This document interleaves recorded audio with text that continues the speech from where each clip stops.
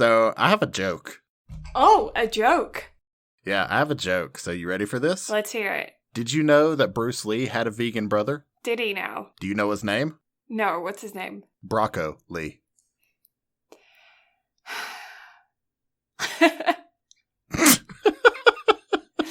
Yeah. Uh-huh. You're welcome. No, that's good. I needed to know that. Thanks. You are so very welcome. I'm glad I could enlighten your day with my stupid joke. And that's going to start us off for today's podcast episode. Hello, everybody. Welcome and welcome back. You had that stupid joke. I hope that made your day as much as it just made mine. But yeah, that's Brad. I'm Blue. We are BnB Anime. Today we are going to be discussing I Want to Eat Your Pancreas. We have had a week because of it.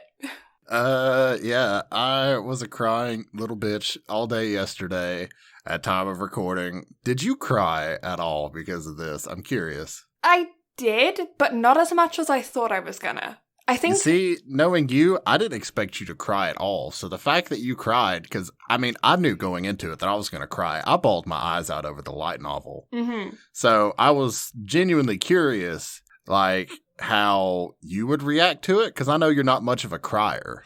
No, well, I cry at stupid things. You know, like, I don't cry when you're supposed to cry, I cry when you're not supposed to, and I think I didn't cry when I was supposed to during this either. I think I cried later than I was supposed to cry. Mm-hmm. If that makes sense. It does, but at the same time, I cried multiple times throughout this. Yeah. Yeah, because I think during the one part where you're supposed to cry, I think I was just so shocked by what happened that that just took over any other kind of emotion. Yeah, I could see that, because it really is, we'll get into it later, kind of what happens, but this film is like a wild ride of shit. Yeah, because in my mind, I think this is not going to spoil anything if I say this. I think people who know are going to know, and people who don't know are going to be confused. So I'm hoping that's the way it comes out. But in my mind, when I got to that part, in my head, I thought it was going to be more like a bunny girl senpai kind of thing. Mm-hmm.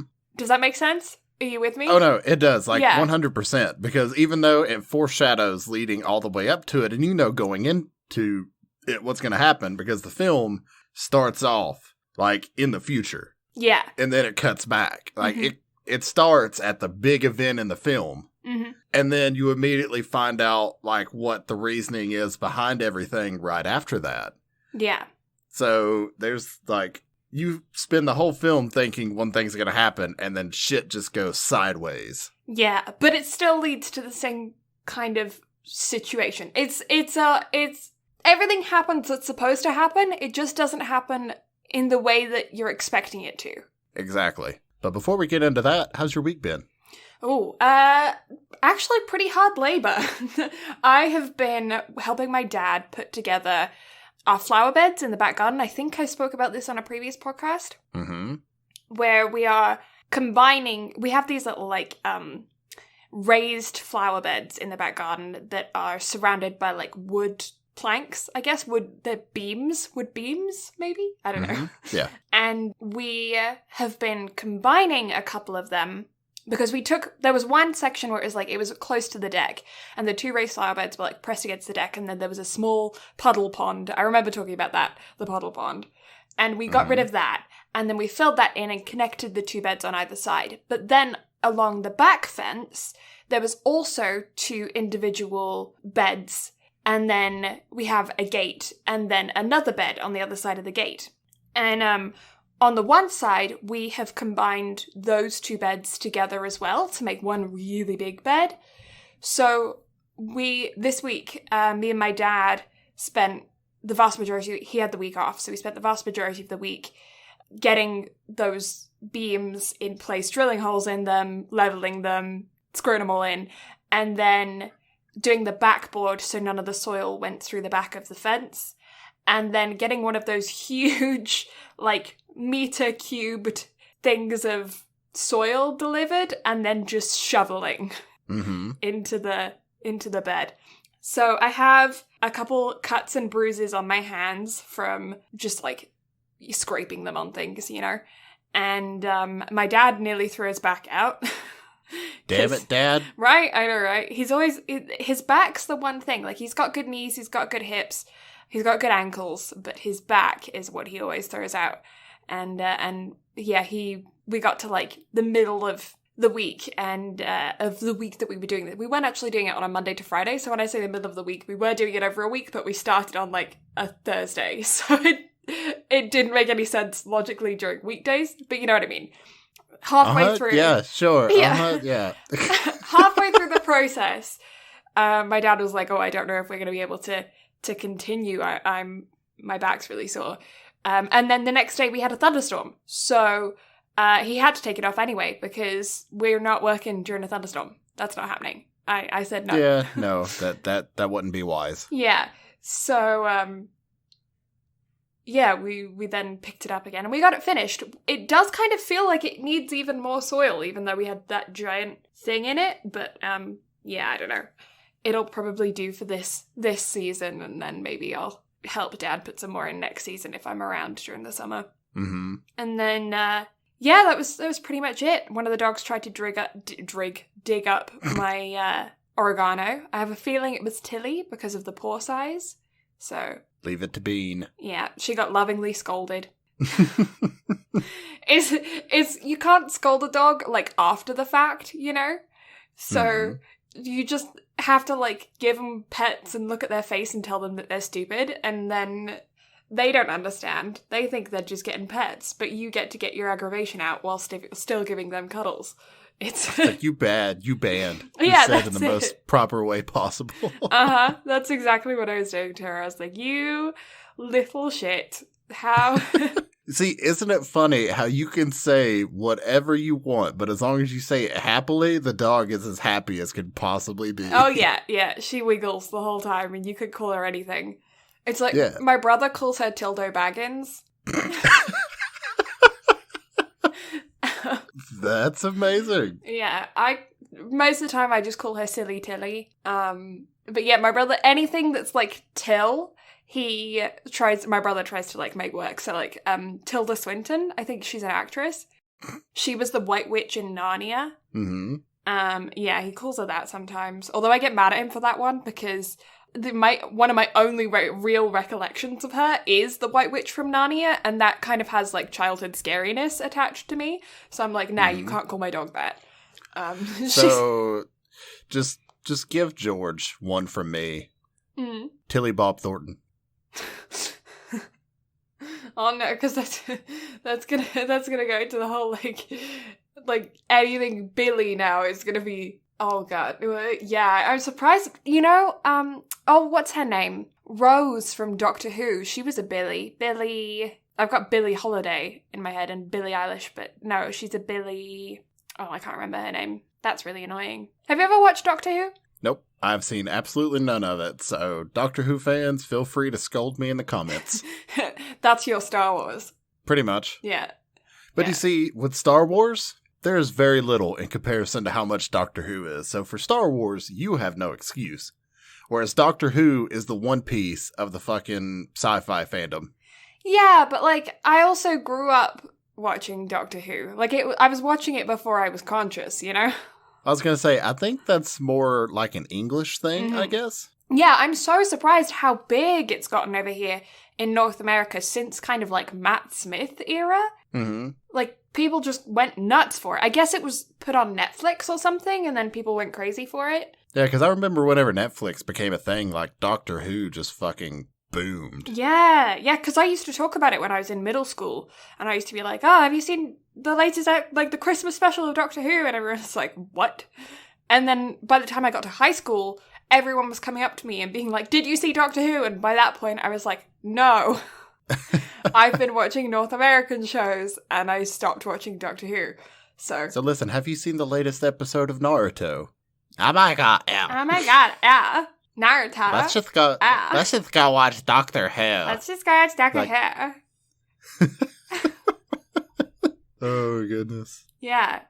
No, because Christopher Eccleston is kind of my doctor, and anything past that gets a bit fuzzy for me. Because he only did one season as well, but like that's the prominent season of my youth.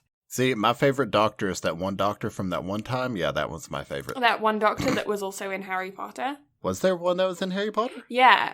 So you know Barty Crouch Jr., the dude who, like, licks his lips all the time? Uh-huh. Yeah, he's also a doctor. Huh. Oh, you know what? I feel like I know that. Yeah. So that makes a lot of sense. Okay, that's interesting. Yeah. British trivia. Aha!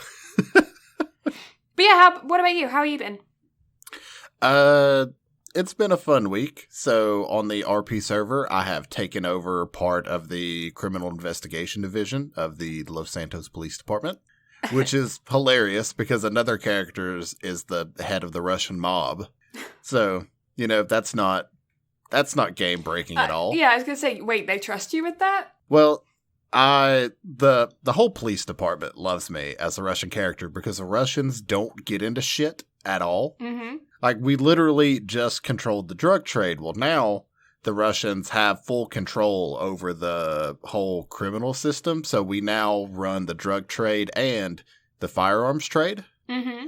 However, due to us taking over all of those responsibilities, we are no longer allowed to go to war with other gangs. We are to be the true neutral party. Mm-hmm. But at the same time, I'm like, cool, we can get filthy rich, fuck around, and don't have to worry about getting in shootouts with everybody else. But at the same time, since all the police love me and the admins love me, they're like, you want to do something else? Because all you do is just ride around with your friend Jesse and just occasionally get into shit. And I was like, well, what do you have in mind? Like, you want to join CID and investigate all the other gangs as long as you don't meta it? Mm-hmm. And I was like, fuck yeah, I want to do that. So it's been fun learning how to be a cop again. I feel like all those years of criminal justice weren't wasted. I can use them in gaming.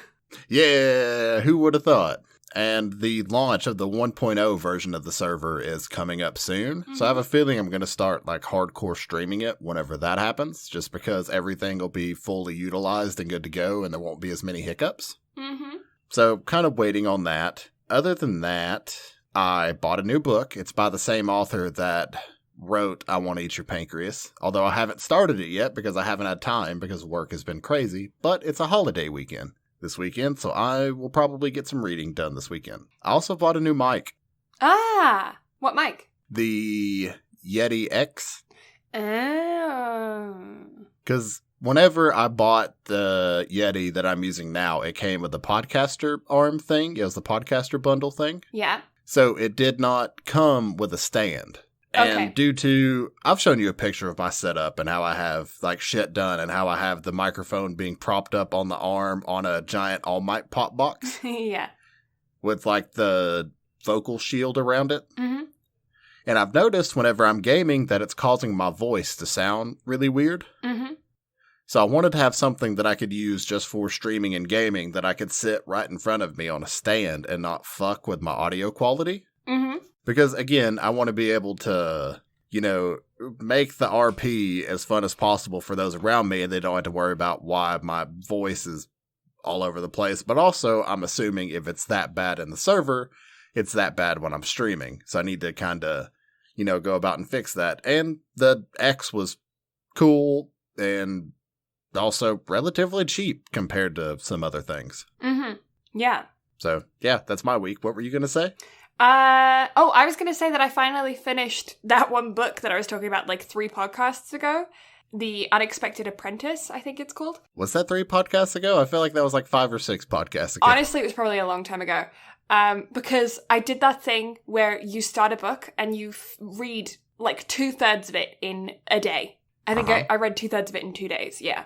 And then I put it down, and then I thought, I'm going to finish that. And then a week went by.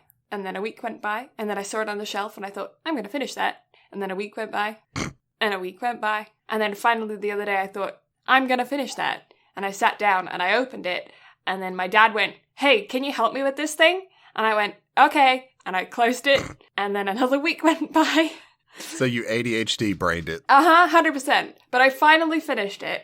And Look it at is you go. so... Congratulations. I'm so proud of you. Thank you. It is so much like The Hobbit. It's actually one of those books that I'm like, if you don't know whether or not you'll like reading The Hobbit, because it is more of a, like, it's an older book, so the reading style could be more difficult to people who aren't used to reading a lot of books all the time. So if you, like, you're not sure whether or not you'll be able to sit through reading The Hobbit, read that one first. It's The Unexpected Apprentice. I can't remember the author's name. It begins with a J. I think it's a female name. I'm not sure. But yeah, read that first because it's an easy read. You'll get through it pretty quickly. And it's so much like The Hobbit that it's like The Hobbit light. And so you can read it. And then if you really enjoyed that and you found yourself captivated by it, then give The Hobbit a go, you know? I like that. The Hobbit light. It honestly is. There's so many things about it that I'm like, that's from that series. That's a Tolkien thing. So, speaking of The Hobbit light, it kind of ties in with the first piece of news I have for this week, and you may be super humored by this because I know a certain mutual friend of ours was super humored by this. Okay. So, you and I have talked about them coming out with like a beefed up version of the Switch, right? Yes. Do you know what they're going to be calling it? No. The Super Nintendo Switch.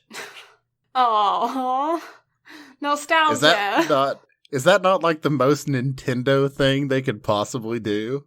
Whoever in their marketing department was like, yes, I would buy you a beer. Oh, 100%. Like, whoever did that, just please, let me take you out for drinks, please, because that's awesome. I love it so much. That's stupidly adorable.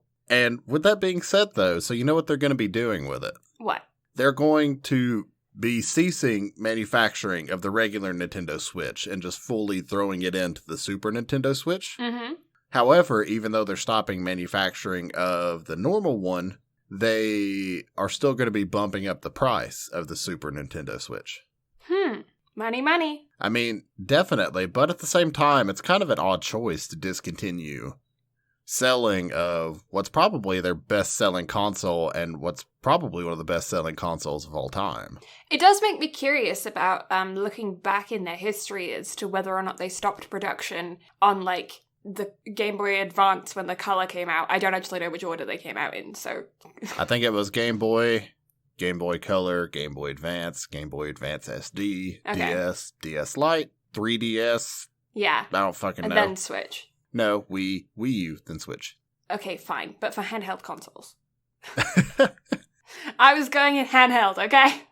But is the Switch technically a handheld console, considering it can be displayed on your TV? Is the PSP a handheld? The PSP is a handheld, and it does not dock. No, okay. Then I don't know. But that's also Sony. Yeah, I know. But yeah, the PSP was a handheld. The PS Vita was a handheld. Has Microsoft come out with a handheld? I don't know. I don't think they have. No. Android phones. Google Glass. Is that technically a handheld, though, considering it goes on your face? It's a face hold. At that point, I would just consider that AR before I would ever consider it like a handheld. Mm-hmm. I really think that they went in the wrong direction with those Google Glasses. I've spoken about it before, but I feel like they should have marketed them not for being like... They should have marketed them to the travel geeks, to the people who, to the techie, travel-y, young generation.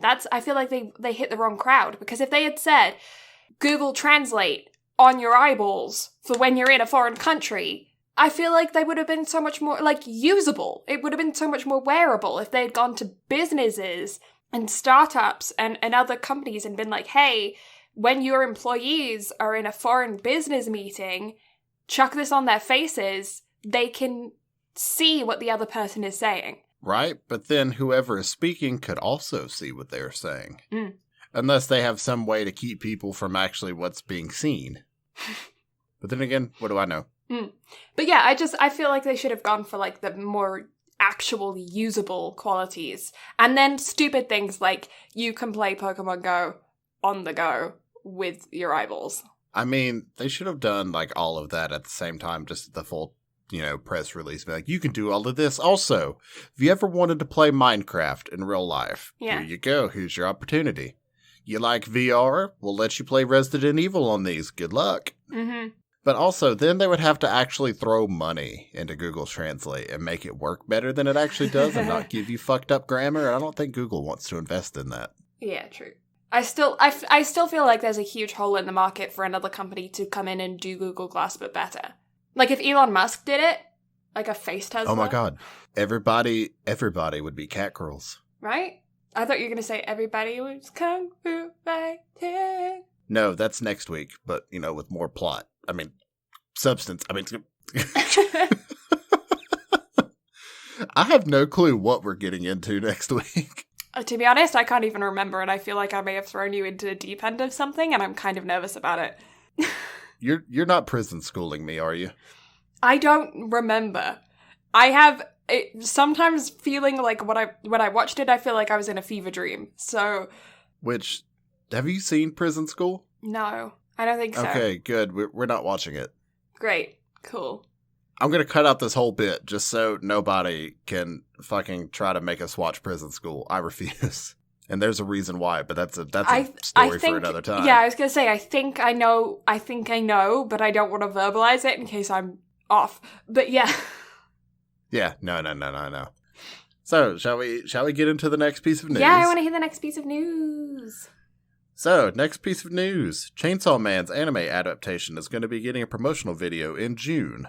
Cool. I don't know anything about Chainsaw Man. All I know is that I've heard that it has become absolutely massive in the manga circuit. Mm-hmm. So, the fans of the manga are absolutely chomping at the bit to get an anime. Yeah, I can't say I know anything about it either, but I am excited. The title makes me excited. I don't know whether to expect exactly what I should expect or to expect the exact opposite, because you never know with manga. You never do. However, how fitting to talk about an anime called Chainsaw Man without getting into what is going to be the saddest piece of anime news for this year. Mm-hmm. So, the creator of Berserk, Kentaro Miura, I think is how you pronounce that? Mm-hmm. He has passed away at the age of 54 due to heart complications. Oh, that's so young.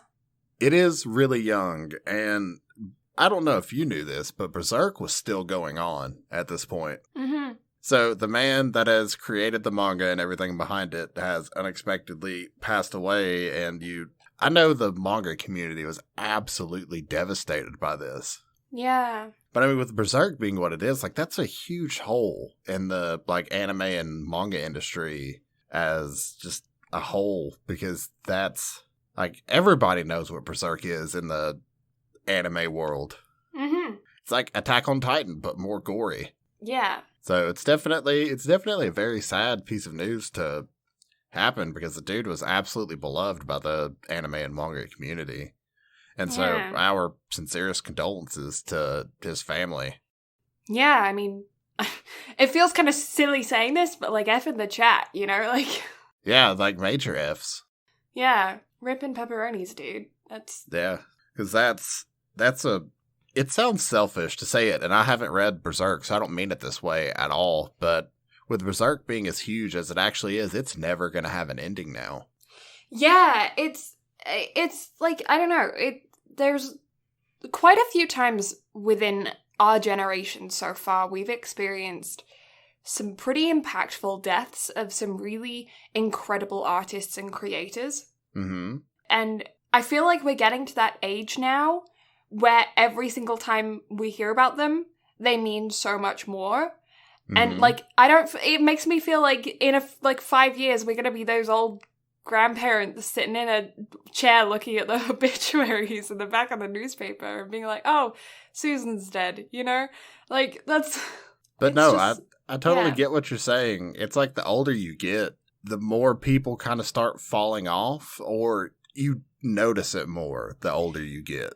Yeah, and it hits you more in those feels. I mean, I remember when Alan Rickman died and the whole world just was no. Yeah, the whole Harry Potter verse of all ages, just that whole world just came to a complete end. Yeah. And it's heartbreaking. So, for the anime and manga community, this is the biggest loss we've had in a long time. Yeah. And 54 is so young. It really is. You know who else died of a heart condition as well? Way too young. Uncle Dursley from Harry Potter. I can't remember the actor's name. Oh, yeah, that's right. Yeah, he passed away. He was having heart surgery and passed away during surgery. Didn't, who was it? The guy who played Uncle Phil in The Fresh Prince, I think he passed away from something similar, too. Mm-hmm. Yeah, heart condition is, especially in men, it goes untreated so often because Guys don't take themselves to the doctors. I am one of those people. I am guys. Yeah, I find that women naturally go to the doctors more often because it is instilled in us from a very young age because of puberty and shit that happens during puberty, but it's not insisted upon the same way for gents. So I highly beg you, I recommend and I ask you, please go get a physical, once a year. That's all it takes. Yeah, this has been your friendly PSA to go to the hospital. Yeah, please do. You can just go get your blood pressure checked when you're in, a drugstore. You don't even have to book a doctor's appointment for that. Yeah, just keep an eye on yourself. Make sure everything's normal. All that fun stuff. Yeah, and gents and men out there as well, make sure you're checking your junk because testicular cancer and prostate cancer are things. So if you are aware of your body, then you're able to denote when there are changes as well. So be aware of that, because I think that's another thing where women are told about it more often and we're insisted upon it more often. We check ourselves more often. Guys don't. So just make sure you know what you feel like, and if you feel different, get it checked out. Exactly. Do the thing. Yeah. Do the things. Take care of yourself, boys. So shall we get into our topic? Yes, we have tangented enough. I brought up males' balls, so let's move on. Oh, bollocks. Oh, bollocks. So, this week, we're going to be discussing I Want to Eat Your Pancreas. Mm-hmm. Now, as misleading as that title may seem, it's not what you think, but also could possibly be what you think. I don't know. Mm-hmm. It's like what I was just saying about Chainsaw Man or whatever that was. Mm-hmm. But one thing you can say, though, is that after watching this film, you will come to find out that I Want to Eat Your Pancreas is actually a phrase of endearment. It is, yeah. I'm trying to think if... I know there are British phrases that are like that. I'm fairly certain you probably have some in the South as well, where you say something that sounds horrific, but it's meant out of love. No. And then you say something that sounds really sweet, and you mean it patronizing. Bless your heart. Yeah, bless your cottons. Yep. I use that more than I do bless your heart now. You have rubbed off on me. How dare. I told my mum that you use that now, and she was head over heels. She was like, arse over tit, that's one. It's just a saying that I learnt recently that you guys say, you don't say arse over tit, you say, when you've fallen over, you say arse over tat, or arse over, you don't say tit. But then it doesn't make any sense, because if you've fallen, then you fall arse over your tits, you know? I mean, that phrase makes sense, and I understand that phrase. However, I'm trying to think of, what the American, was. Southern equivalent is, and I can't. There was one. I remember hearing it and thinking that's the same saying, it's just been changed. But I can't remember what it was. You have the phrase of saying something's ass backwards. What does that mean? Just, it's backwards. Oh, okay. That's literally it. It's just something is so wrong it's backwards or some shit like that. I see what you mean. Or head over heels as a phrase, but it doesn't mean that by any means. No, I can't remember. Oh, well. But, yeah, I Want to Eat Your Pancreas is a light novel written by Yoru Sumino. It was published in June of 2015. It has a manga that was illustrated by Izumi Kirihara. Mm-hmm. And its run was from August of 2016 to May of 2017 for a total of 2 volumes. It has a live-action film called Let Me Eat Your Pancreas, and the anime film was directed by Shinichiro Yoshijima. Mm-hmm. The studio that made it was Studio Voln, and trying to go through everything that they've made, the most noticeable one that I've seen out of all of their works is I Want to Eat Your Pancreas. Mm-hmm. Because it's the only one that I know of that has actually gotten a US release out of everything that they've made. But what a way to fucking make a debut in the US. Yeah, right? Because this film, man, whenever we went to go see it in theaters, it was a fairly packed out crowd. Yeah, I can imagine it being so because it's a fairly palatable concept with an eye-catching title. Mm-hmm. It's beautiful, and it doesn't attach to anything else, so you don't have to feel like you have to have been a fan of a franchise or watched a series or anything before you go and see it. Yeah, it literally just came out of left field. Like, I just remember a trailer being suggested to me on YouTube. Mm-hmm. And I was like, huh, what is this? And I was like, based on novel written by so-and-so. And I was like, huh, never heard of that person. Let me go check out the light novel. And then I read the description and I was like, I'm going to buy this. Mm-hmm. And so I ordered it on Amazon and got it and read through it. And by the time I was done, like, I immediately got hooked. I read it in one day. Mm-hmm. And just, man, like, I absolutely fell in love with the story. And the light novel is so different, but also exactly the same as what you get in the film. Like, everything is told, like, as it happens in the light novel. However, the perspectives are different. Mm-hmm. The film is told from the perspective of our main character, who is nameless until the very end. And in the light novel, he refers to himself by what who is speaking to him thinks of him, or what he thinks they think of him. Because it's established early on in the film with his interactions with Sakura that he has a hobby of, you know, his perception of people is what he thinks it is, or what he believes how he is perceived by other people is what he thinks of himself as to them, if that makes sense. Yeah. That's a whole jumbled mess of words just to try to get to a point. Anyway. Yeah, basically he's just really insecure. And he's projecting. Very. But it's told entirely from his perspective, and it's an interesting dynamic, especially in the light novel, just to see how his perspective changes on things. Mm-hmm. And like how what people think of him as changes throughout the film as well, especially Sakura. Yeah. But I don't know, man. Like, this was a very enjoyable watch, even though this is the 5th or 6th time I've seen the film. Mm-hmm. And obviously, I still cried my eyes out because I messaged you yesterday and I was like, I'm such a crying bitch. Yeah. But yeah.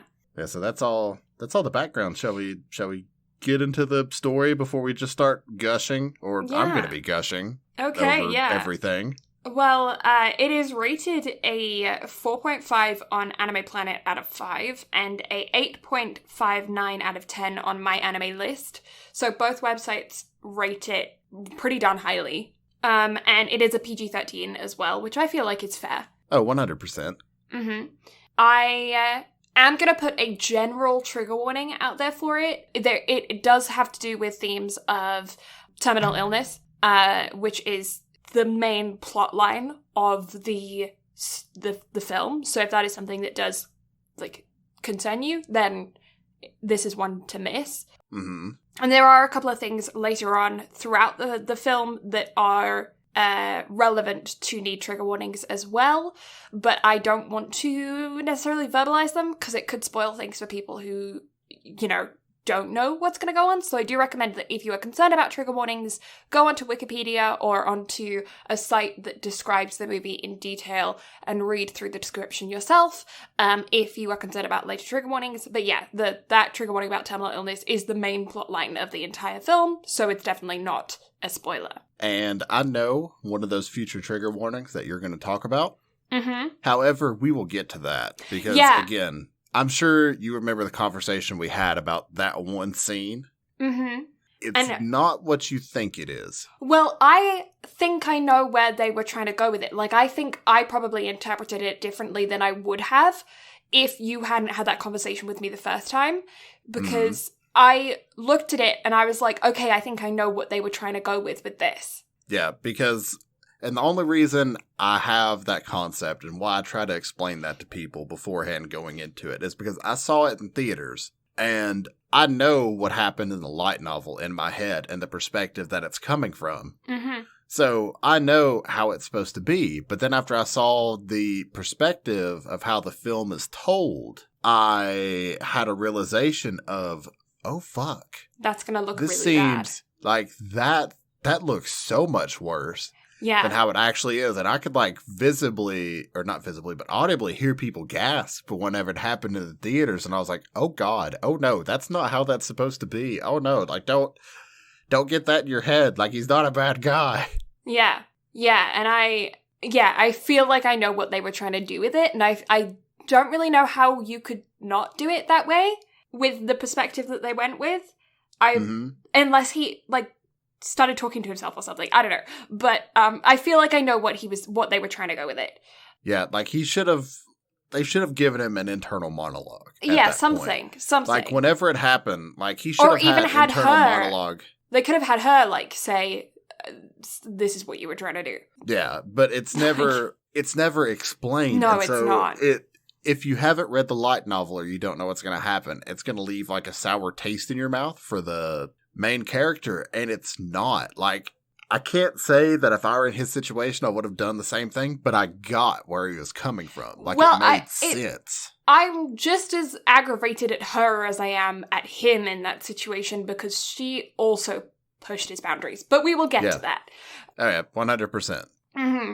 They were both as bad as each other. But yeah, so it's a story about Sakura, who is a high school girl. She is 17 years old, and she has been diagnosed with some kind of terminal illness to do with her pancreas. That is the title. It's explained very quickly. And she then interacts with and meets one of her classmates kind of for the first time. I mean, she's obviously known of him, but they have never really known each other properly, because he is a very, like, quiet bookworm, you know, not involved, socially interactive with other kind of people kind of person. He just sticks to himself. And they bump into each other, and it's about her trying to break his walls down and get him out of his shell, while also dealing with the fact that she is a very young person going through all of the horrors of having a terminal illness and wanting to just live her life as best as she can. And also her very specific relationship that she has with him because of what he knows in comparison to what other people know, and how he treats her because of his social ineptitude. That means that she's able to have, like, normal but knowledgeable interactions with him in comparison to other people. I don't feel like that's spoiling anything. Maybe it is? No. Also, okay. This is not Your Lie in April by any means. We get it. It sounds close if you know the plot and how Your Lie in April ends. This is not Your Lie in April by any means. Yeah. There are a lot of comparisons to that kind of thing, but I just feel like it's the same genre, and I mean, what did they say? There's only like 7 different stories, and they can only be told so many different ways. Like, isn't that a thing? Like, there's only a handful of different stories. It's just the same story, just refaced. Yeah, and yet it's told in a very beautiful way. Like, I adored everything about this film, or about the light novel. Again, the light novel shook me to my absolute core, to where I bawled over it. Like, my physical copy is tear-stained, not just, you know, from the way they made the light novel, but due to me and my tears. So this is CGI, right? I think some of it might have been CGI, but I think a lot of it was hand animated. Yeah, I think it's a blend of the two, from what I could tell. But either way, it is beautiful. And there are times whenever it's a lot more beautiful than others. It's simple when it needs to be, whenever the story itself is telling what it needs to tell. But then whenever it gets beautiful, like, they really are just having a time with it. Like the library? Oh my god, those books. And the fucking cherry blossoms, man. Yeah, like that walk through the cherry blossoms, which is gorgeous. And the fluidity of the characters' movements are so elegant. Also, did you watch the end credit scene? I did, yes. Okay. I meant to message you and tell you to make sure you watch it. Because otherwise, it's very easy to miss, because most anime films don't have an end credit scene. Yeah. So I was very shocked that this one did. It's not very big either, so I feel like you could, like, hover your mouse over the scroll bar thing, and you might miss it, because it's only a few seconds long, but it's quite impactful. So make sure you watch for that if you haven't seen it.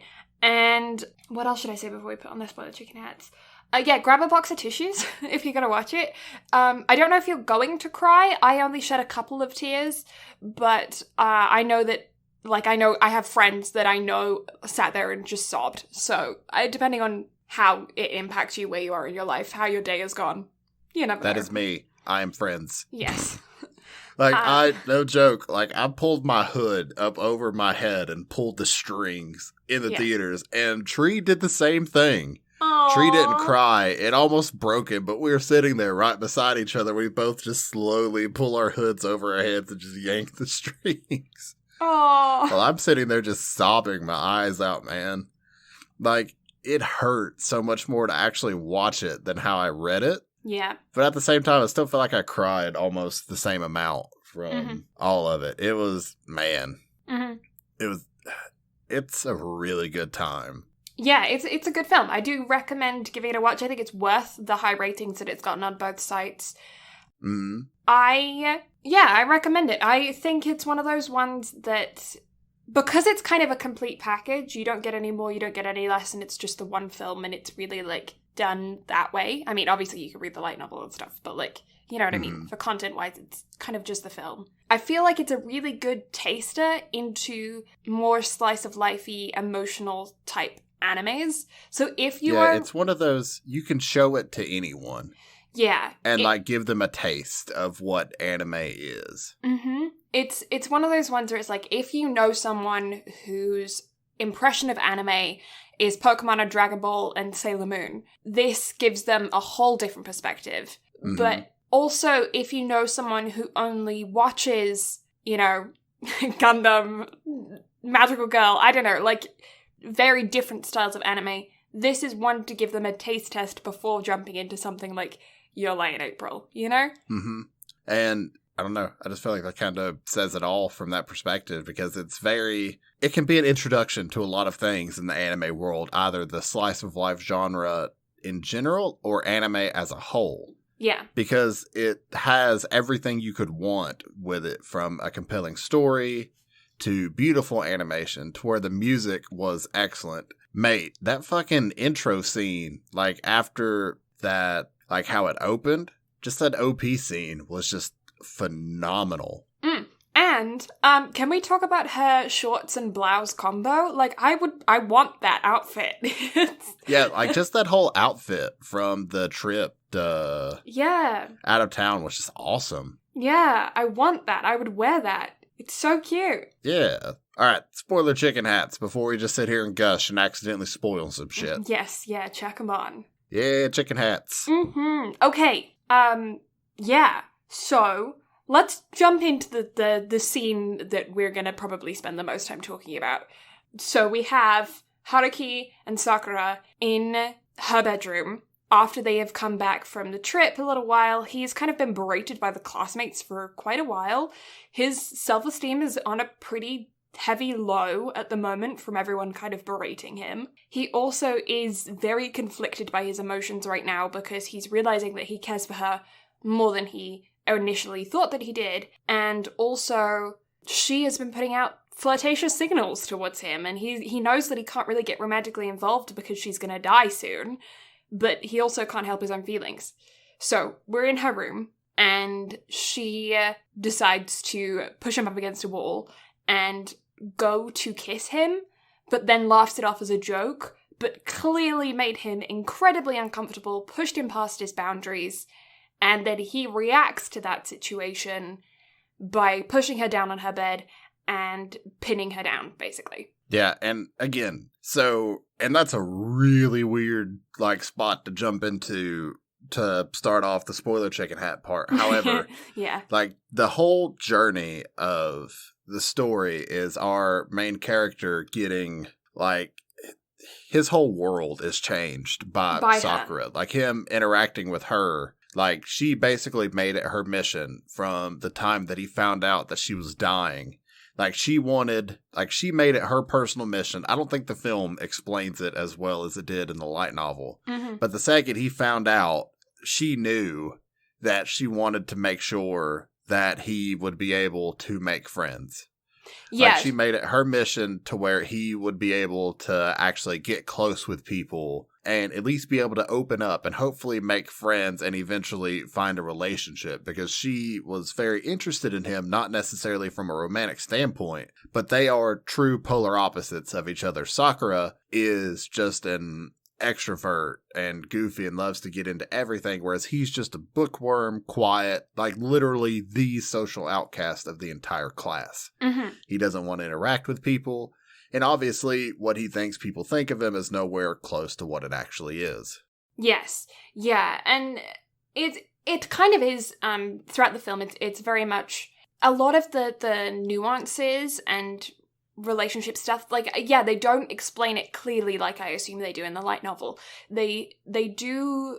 There's a lot of room for interpretation, which is why I think this specific scene can be interpreted very differently to how it is, to how it's meant to be portrayed. Because, it's not ever said, like, I want you to be able to make friends, but it is clear that that is what they're trying to get at from her perspective.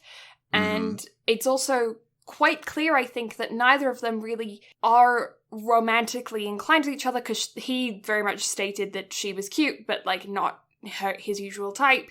He like, isn't necessarily romantically inclined with him, but, like, they both are in a very heavily emotional situation, completely dependent on each other, and they're teenagers. And I think that even in the film, I think it explains that they're at the end, like, they both have feelings for one another, but they don't want to express it.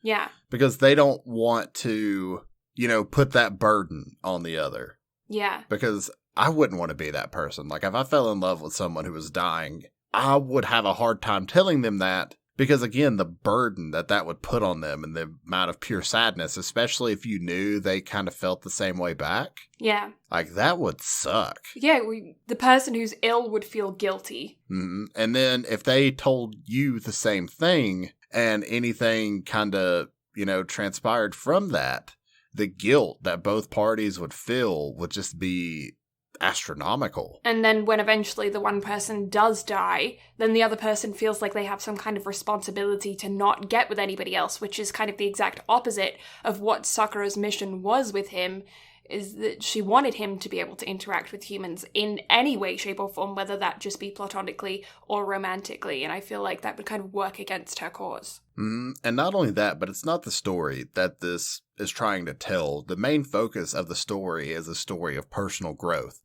for our main character, because he, again, is very introverted, doesn't want to deal with anyone. In fact, he just finds it a pain to deal with people because he hasn't made up in his mind what everybody thinks about him. And again, it's very, very prominent. Yes. In the light novel, because his name, anytime someone says his name, is like unassuming classmate coon or quiet classmate coon or angry classmate coon. It's just things along those lines that he just has it in his head that what people think about him. And slowly, as the story goes on, almost everybody's perspective, for the most part, through most of the story, stays the same. Especially Kyoko. We'll get back to her later. But Sakura just changes more and more as the story goes on. And it becomes very apparent, like, midway through the film, especially around the trip, whenever they get off the train after they finish the trip. And you finally start to see Haruki change a little bit. Like, that's whenever it becomes apparent the amount of growth that he is actually experiencing throughout all of this. And also, it was at that point, like, seeing her reaction and seeing him smile, that's what broke me the first time watching this through.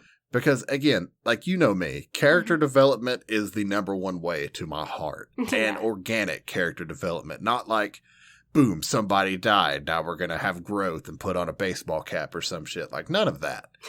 But, like, true organic character growth, whenever it's done right, just makes my heart happy. And to see that, knowing full well the story of all of this, and, like, seeing, like, the very subtle nuances of how it all happens just tears at my heartstrings, man, because it's so good. It's masterfully done.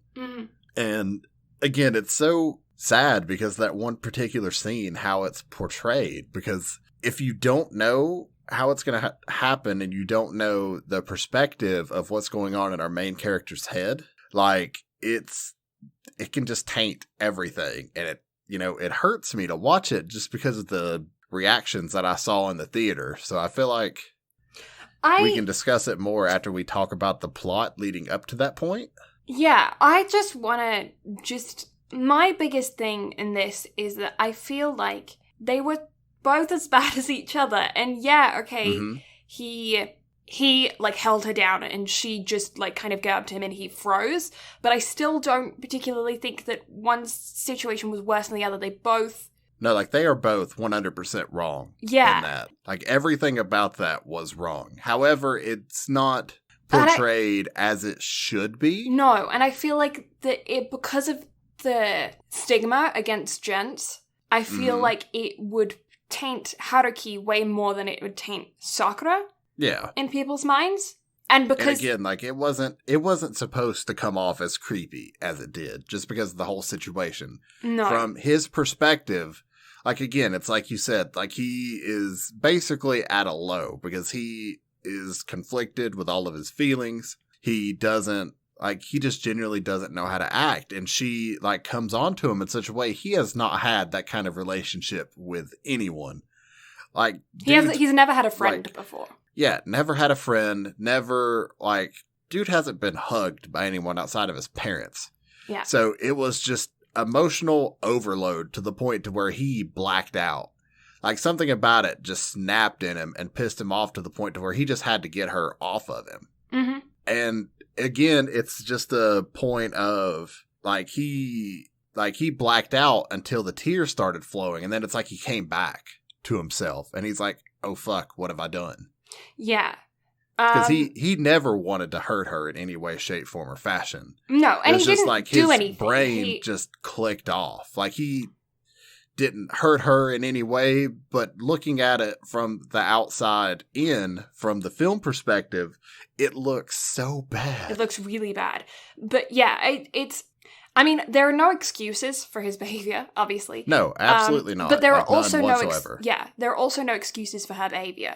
She knew, this situation is very difficult because it clearly escalated. They both escalated each other. They both increased the situation, and neither one of them was like, I need to step back and take a step away. But they're also both teenagers, which is obviously, again, not an excuse, but it is a level of understanding to be like, they don't know how to deal with a situation like this. They don't know, like, you don't get taught in school that when somebody is escalating a situation, you need to sometimes swallow your own pride and, like, take a step back and just walk away. And, like, those are things that you can only really learn through life experience. And Haruki has had no life experience. And Sakura, like, he doesn't know how to interact with people. He doesn't know like, how to she talk is to his people. one. Yeah, Sakura is the one individual that he is interacting with outside of his parents that he has a social life with. Yeah. And so for her to do something intentionally just to get a rise out of him, like, did what she did solely just to get a reaction out of him, was, like, again, they are both absolutely in the wrong with what happened there. Again, it could have all just been handled in a much different way, but again, in the light novel, it just comes across way better. Yeah, because I mean, Sakura's got so much shit going on through her brain as well, because she's literally dying at 17. And, like, that's not a situation that I don't think there's only a handful of people in the world that can relate to that, you know? Mm-hmm. That kind of knowledge. I don't even think that people who are adults, or even if they're 80 years old with a terminal illness, it's not a, comfortable place to be at. So both of their mental states at this time were incredibly toxic, and it resulted in an incredibly toxic situation. And I don't feel like it was resolved as well in the film either. I feel like the resolution came, like, weirdly. Yeah. But I mean, then again, at the same time, it almost seemed like how guys deal with each other. Like, you get pissed off with one another, you throw hands, and then you're good again. And that's kind of reminiscent of what happens here in a way, just less physical. Yeah. But again, I feel like it was resolved really weirdly. But again, whenever we actually talk about how the film goes along, I feel like things might make a bit more sense, because immediately starting out with that, you're like, oh, fuck. Yeah, I mean, obviously we have split the chicken hats on, so I'm assuming that everybody that is listening to this has seen the film. If you Hopefully haven't... so. If not, you're going to be confused as fuck. Yeah. But yeah, okay, so let's talk about the initial scene where they're in the hospital, and Haruki has just had his stitches out for his appendicitis, and he finds Sakura's book, Living with Dying. not even that, but the film opens with her funeral scene. Yeah, and Haruki giving his monologue of why he didn't go. Yeah. And then it cuts back to them being in the hospital and that initial interaction. Like, it immediately starts off with establishing him in his, standoffish state of, oh, here's your book back. She's like, aren't you going to say anything? Like, most people would react different finding out somebody's dying. Yeah. And he's like, okay. Yeah. So, yeah, basically, I guess it's just that with Sakura, she has clearly been through a lot of changes in her relationships with people over the past, while since her diagnosis. She mentions later on in the film how her relationship with her parents and family has become incredibly strained because they're trying to appear normal, but obviously it is incredibly difficult for a parent to be around their dying child. So as much as they are trying to give off the impression that everything is okay and that they're just trying to be happy to live out the rest of their days, you're not going to be able to actually act like everything is normal, Mm-hmm. So you know what this reminds me of? What? Like their interaction and him finding out about her illness. Mm. Like the relief she must have felt must have been on par with Subaru whenever he was finally able to tell Echidna about his return by death. Mm-hmm. Like, you would have to think the amount of relief there would have to be on a similar level. Mm-hmm. Just because you finally have somebody that is, like, 100%, like, put away from the situation. Like, this is the one individual who, although it sucks, like, could care the absolute least about what's happening to find out. And it's like you finally have someone that you can interact with how you want to. Like, they're not going to break down and cry over your situation. Like, obviously, they're going to feel bad. But at the same time, they're not going to, like, bend over backwards to accommodate your every will, if that makes sense. Yeah. Yeah, it's, it must have just been a huge relief for her to just, and for someone, it to be her own age, someone who's in her class at school, someone who she had mentioned that she was previously, like, interested in, not romantically, but just, like, that person is strange, I want to talk to them. Mm-hmm. And so for her to then meet this person who's like, yeah, I'm dying of a terminal illness, you found my book, you read this section of it to try and find out whose book it belonged to and everything, and it was mine, and you saw that, and you know my secret, and nobody else in the class knows, none of my friends know, because I don't want our relationship to change, so I'm keeping that a secret.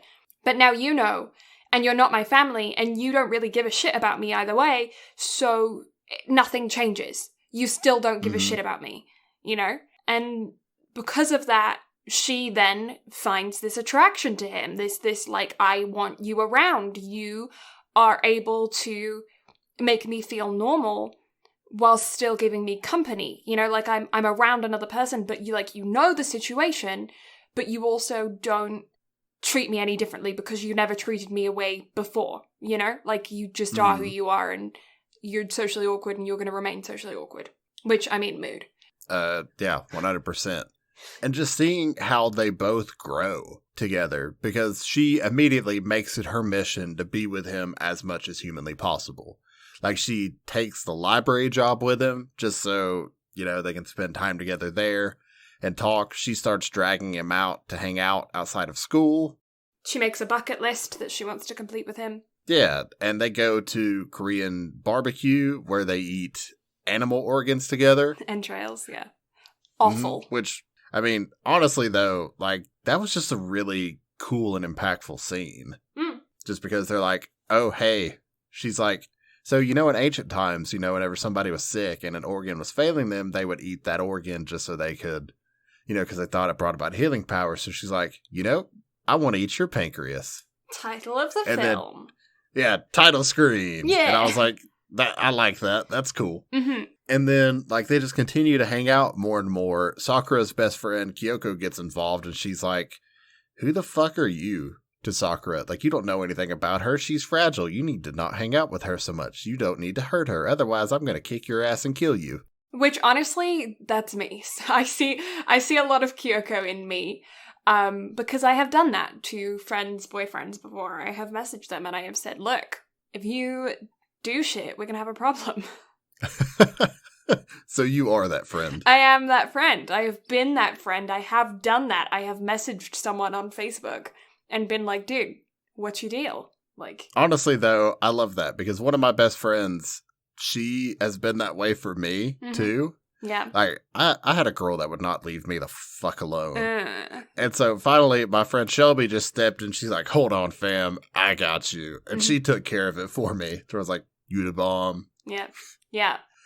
Everybody needs that one friend, or you need to be that friend if you have, the balls to do it. Yeah, I think I'm like that for certain people and other people I know to like back off of, but there are certain friends that I have, especially in certain parts of their life, where they just didn't have the same world experiences that I did. And that's not to say that they were like naive or ignorant or whatever, because they had different life experiences. But like, I've had a very strange life. And so sometimes I feel like I see things that other people don't see because of that. And other times I feel like I don't see things that are really obvious because I haven't had a lot of the same experiences that other people, did. Like, I never finished high school, so I feel like that's one of those things where I'm like, I missed some things there. I don't understand that interaction. What's that about? Graduation? The fuck? What's that? But yeah, so I don't know. If watch out for your friends. PSA, watch out for your friends. We love Kyoko. Don't be as aggressive as Kyoko and don't judge people right off the bat. Like, give people a chance. That would be nice. But not only that, but the whole school's, like, feelings on him, like, was kind of tainted from the get-go anyway, just because he is the standoff person that didn't want to fit in. Yeah, but also remember that weirdos tend to be the ones that fill out your checks later on in life, so... True. That is true. But, yeah, it was one of those things to where don't be as overbearing from the get-go, but... But watch out for your friends, but yeah, let them make their own decisions. Yeah, be a Kyoko, just to a turn-down degree. Kyoko light. And... So as the story progresses, you start to see like little snippets. And again, if you watch the film dubbed, it's easy to miss it. But you see like news reportings and even Sakura and Haruki talk about it whenever they are on their trip together, that there's a serial killer going around, stabbing people. Yes. And it's just small hints here or there. But again, if you watch it subbed, it's a lot more prominent because they're not going to subtitle something that's not going to be important down the line. Yeah, actually, they were quite sparing on subtitles throughout this this movie. I found that they didn't subtitle texts if they were going to read them. Whereas, like, in a lot of other animes, they will still put the subtitles of the text on screen, even if the character reads the text out loud. And in this one, they didn't, or at least in the subbing that I watched, they didn't. They and it's very sparing with everything. They're like it only has 5 characters listed. Yes. If you look at the Wikipedia page, it's Haruki, Sakura, Kyoko, Gum Dude, and Haruki's mom and Sakura's mom. Miyata, Gum Dude. Gotta love Gum Dude. He is best boy. Like, he's literally keeps popping up at certain points during the film and just offering Haruki gum. It's like, hey, man, you want a piece of gum? You want a piece of candy? And then, oh my god, at the end, whenever he's going to the cafe and he finally accepts the piece of gum, I'm like, yes! And then the scene after the credits. Utmost level. The scene after the credits is adorable. Yes, 100%. Yes. Yeah, so that it's pretty... I will say when I was watching it, because this is the first time I've seen it, watching it for this podcast, I will say that I definitely knew something was going to happen, because when you're watching subtitles, like Brad said, they wouldn't subtitle it if it wasn't important, especially considering how light they were on subtitles throughout other things. Some shows you watch, they subtitle everything, and so it wouldn't have maybe stood out as much, but for this one I found that they didn't subtitle like signs on the street, or like I said before, text messages or passages of books. They're quite often when they subtitle everything, and sometimes they don't subtitle everything. This time they didn't, so those subtitles seemed really important. So yeah, that's a thing. But then they go on a trip in like it's early summer break, spring break kind of time. And the trip is adorable. It is adorable. They get on a train, they go out and they go shopping, and they just have a really cute time, and then they go back to their hotel room, and there was a mix-up with the booking, because, of course. And so they have to share a room, but they got upgraded to this, like, really fancy suite, because there was a mix-up, and so they were like, we're so sorry that we screwed up your bookings, we will upgrade you as compensation. And so they upgrade them into this big fancy suite. And they play a variation of Truth or Dare. It's essentially like higher or lower with cards, Mhm. but Truth or Dare version. Yeah. Yeah, and so then it's just them kind of taking the time to get to know each other a bit. They have a few drinks because Sakura is a rebel. And they just like she asks him typical teenage girl questions of like, where would you rank me in the class of cuteness? Who do you have a crush on? And then he asks her deep and philosophical questions like the bookworm that he is. And yeah, then she dares him to carry her to the bed.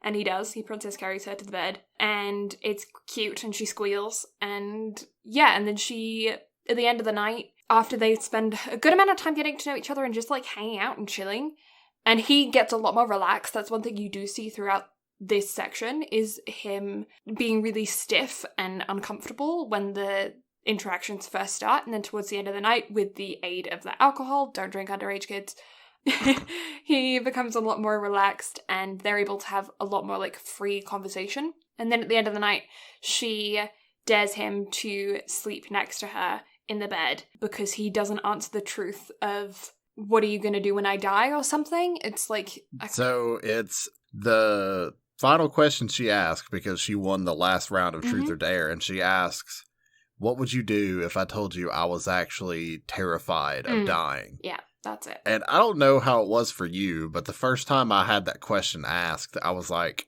it was almost like a chill runs over you in a sense, because it's like, oh, this is real. Yeah. And you see flashbacks of him going through her purse and like finding all of her pills and needles and all that other stuff. Mm-hmm. And again, it's just like, it finally feels real. Yeah. Yeah, it's one of those, like, drenched in reality, you're not just hanging out with a teenage girl in a hotel room anymore, kid. Like, you are what she's hanging on to right now. You are grounding her. Mm-hmm. And he obviously doesn't know how to answer the truth, because, I mean, who would know how to answer that? And so he takes the dare of laying next to her in bed. And I don't know about you, but I was sitting there the whole time being like, hug her, roll over and hug her, because they're just back to back. But yeah. Yeah. Honestly, though, like, it's one of those things. Like, I sat down and thought about it, and I was like, you know, if I were in that situation and I got asked that question, because she mentioned as soon as they first got to the room that he had to sleep in the same bed as her. Mm-hmm. Like, that was going to be the rule at the end of the evening. And then it ended up happening. But, like, the first thing that immediately came in my head whenever she asked that question is like, go hug her ass right now. Yeah. But then, like, I so get it from his perspective, because he is just completely unable to interact with other people socially. Mm-hmm. Like, he's just now, like, getting to where he can kind of open up with her a little bit. Mm-hmm.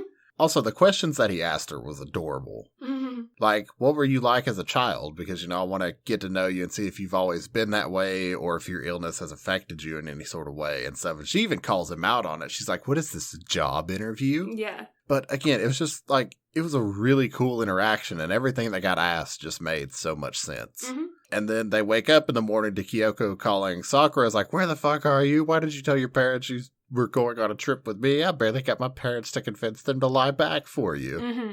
Yeah. And then also Kyoko understands that she is with Haruki, and this just kind of like ruffles her feathers even more with how she interacts with Haruki. She's like, what were you doing in a hotel room with my best friend when she's lying to her parents? Like, what are your intentions? Don't be an asshole. And after that, they take the train back.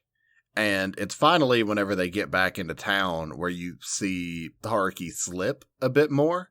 Mm. Because every time she asked him to go out up to this point, he was very reluctant and told her no, or like, go out with somebody else. Like, why are you trying to drag me out? This was the first time where she was like, oh, we should go to the beach next time. And he's like, sure, looking forward to it. Yeah, I had fun this time. Yeah, and like her reaction of her like jaw dropping and like seeing him like just crack that little bit of a smile for the first time in this film. Mm. Like, again, it broke me. Like, that was the first tears I had fall. It wasn't like actual crying. That's going to come later. But again, like, just the first tears fell because I didn't notice the smile the first few times watching this. Mm. Again, it might have been cynical podcast brain that was like looking for things that I never noticed going into this. Mm-hmm. But again, it's like just the first tears to roll. Yeah, I remember, like, you just get warm fuzzies watching that scene. It's just like, oh, that's cute. Yes, we like. So then they kind of go back to school. Things kind of go pretty normal after that break. And then, so it's raining, and Sakura's like, oh, we can't go out and do anything today. Hey, why don't you come to my house? Because I have a book that I actually like, and I want you to read it, called The Little Prince. Mm-hmm. And so he agrees. He's like, sure, because you don't like books. So the fact that you actually have a book that you like, sure, I'm more than happy to... Yeah, and he believes that a person's favorite book tells him a lot about a person. Mm-hmm. And so they go back to Sakura's house. They play video games, and then he starts to get a little bit uncomfortable. So he's like, all right, let me go find this book. Yeah, she starts asking him questions about whether or not they would actually date. And he says, because he's uncomfortable, no. And then she says, oh, that's good, because I have always wanted to do something with a guy that I'm not dating. Like, it's another one of her bucket list things. And she's like, I want to do something naughty with a guy that I'm not in love with and I'm not dating. So he's like, all right, let me just get this book and get out of here. Yeah. And so he gets up and walks to her bookshelf. And that's whenever she, comes up behind him and just, collapses into him and starts holding on to him and whispering into his ear. Hey, these are all the things I want to do with you since you're not my boyfriend and you're not interested in me. Yeah. And he freezes. Yeah, he freezes, spins around, and she, leans in and, is literally inches from kissing him and then backs off. And then laughs and says, that's such a funny joke. Yeah, and then, again, the way it's portrayed in the light novel is different from the film. I mean, it's portrayed the same way, but you get more context in the light novel. So, skip back to the beginning conversation we had about how everything that goes down, he just snaps and, holds her down to keep her from, doing something like that to him again. And again, he had no intentions of hurting her. He just wanted to, stop her from, hurting him again, because he was hurt by that. Yeah. In some way, because he just didn't understand. The one person that was, close to him was making fun of him. Yeah. And he just didn't know how to react because, again, he was finally getting close to her, and then she did that to hurt him and make fun of him. Yeah, and throughout all of this, he is also being heavily tormented at school. People are being pretty aggressive towards him verbally, and that is also proven later on. But you see that his mental judgment of what people think of him is coming true because of his interaction with Sakura, who is considered the class princess, I guess. She's the one that everybody likes and wants to protect, and she's the bubbly, sweet girl of the class. And so the fact that she's been interacting with him, this weirdo, stalker, they're calling him, has been ruffling everyone's feathers throughout the class. And so his interpretation of what they think of him is coming true, even if it wasn't previously. And he has just had that all reaffirmed in his brain over and over and over again. And she is the one person who hasn't made fun of him, who hasn't, joked with him in any way, and has taken him seriously and has been kind to him. And then she goes and makes fun of him in this way that's also incredibly personal to him, because he is slowly developing feelings for her. And so he holds her down, and the moment she starts crying, the second he sees tears, he backs off and just runs away. Yeah. Because he's I can't do this anymore. She's hurt, I'm hurt, I just gotta get away. I'm washing my hands of the situation, I'm done. Yeah. And so he runs out the door, and he is confronted by Sakura's old boyfriend, who is actually stalking Sakura. Yeah, Takahiro. Yeah. And so he confronts Haruhi, right? Haruki, that's right. I know Japanese names. and Haruki's just look, man, it's not what you think. It's we're not even friends. It's not what it seems. I'm done. Mm-hmm. And he's like, what do you mean?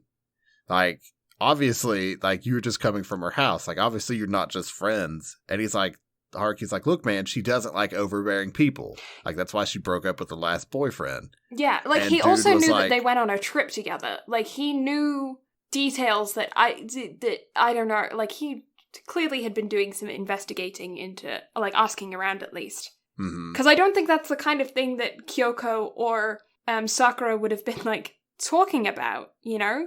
Mm-hmm. So, I don't know. That was...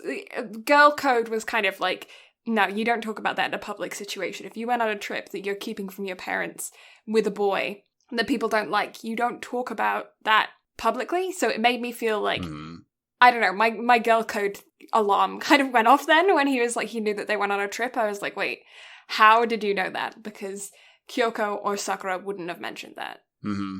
And so, dude decks Haruki and is yelling at him. And at that same time, Sakura just comes rounding the corner and is like, what the hell did you do to him? And he's like, what do you mean? Like, he's no good for you. I'm good for you. And she's like, go fucking kick rocks. Yeah. Well, like, I don't want to see you around here. Yeah, he was saying he was stalking you. We were just having a conversation. He starts off just being like, oh, we were just talking. When Haruki is, like, on the ground opposite him bleeding, you know? Yeah. And he's like, oh, we were just talking. And then Sakura's like, yeah, no shit, you were just talking. He's on the ground. What the fuck are you talking about? And then he goes, oh, well, he's stalking you. He's harassing you. He's not good for you. I am. Why did you break up with me for him? Like, what's wrong with you? And being a complete asshole. So she, like you said, tells him to go kick rocks.